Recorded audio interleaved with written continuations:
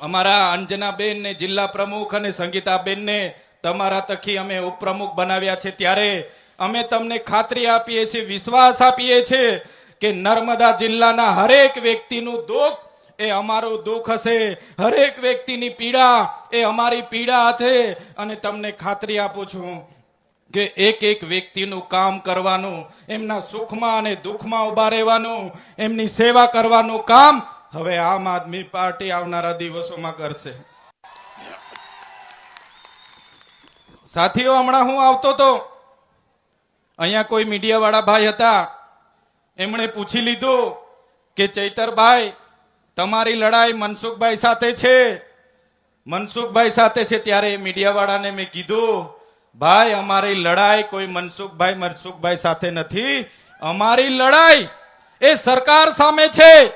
જેમણે 3000 ની પ્રતિમા બનાવી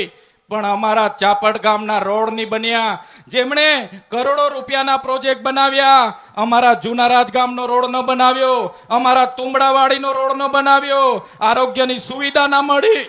શિક્ષણ ના મળ્યું, અમારા બાળકોને રોજગારી નહીં મળી, એની સામેની અમારી લડાઈ છે.